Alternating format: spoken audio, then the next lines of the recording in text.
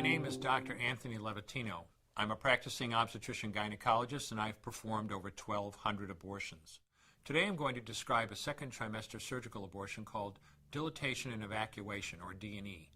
A D&E is performed between 13 and 24 weeks of pregnancy.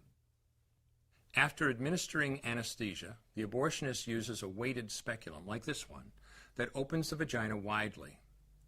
Because second trimester babies are so large, this greater access facilitates a late-term abortion. Late-term abortion requires that the cervix be prepared 24 to 48 hours in advance with laminaria. Laminaria is a type of sterilized seaweed that absorbs water over 8 to 12 hours and swells to several times its original diameter. Once removed, metal dilators can be used to further open the cervix as needed. Once the cervix has been stretched open, the suction tube is placed inside. A baby at 20 weeks gestation is as big as the length of my hand, from head to rump, not counting the legs. The suction machine is turned on, and pale yellow amniotic fluid surrounding the baby is suctioned out through the catheters. With babies this big, they don't fit through catheters this size. The baby's bones and skull are too strong to be torn apart by suction alone. This is a Sopher clamp. A Sopher clamp is made of stainless steel. It's about 13 inches long. The business end is about 2.5 inches long and 1/2 inch wide, and there are rows of sharp teeth. This is a grasping instrument. When it gets a hold of something, it does not let go. The abortionist uses this clamp to grasp an arm or leg. Once he has a firm grip, the abortionist pulls hard in order to tear the limb from the baby's body. One by one, the rest of the limbs are removed, along with the intestines, the spine, and the heart and lungs. Usually the most difficult part of the procedure is extracting the baby's head, which is about the size of a large plum at 20 weeks. The head is grasped and crushed. The abortionist knows he has crushed the skull when a white substance comes out of the cervix.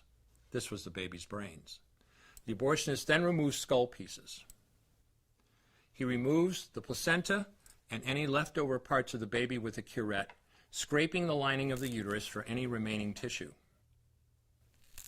The abortionist then collects the baby parts and reassembles them to make sure that there are 2 arms, 2 legs, and all the pieces. Once all the parts have been accounted for, the abortion is complete. For the woman, this procedure carries a significant risk of major complications, including perforation or laceration of the uterus or cervix, with possible damage to the bowel, bladder, and other maternal organs. Infection and hemorrhage can also occur, which can even lead to death. Future pregnancies are also at greater risk for loss or premature delivery due to abortion-related trauma and injury to the cervix. As I mentioned at the beginning, I'm Dr. Anthony Levatino, and in the early part of my career as an OB/GYN, I performed over 1,200 abortions. One day, after completing one of those abortions, I looked at the remains of a preborn child whose life I had ended, and all I could see was someone's son or daughter. I came to realize that killing a baby at any stage of pregnancy for any reason is wrong. I want you to know today, no matter where you're at or what you've done, you can change. Make a decision today to protect the preborn. Thank you for your time. I will no longer do any more abortions.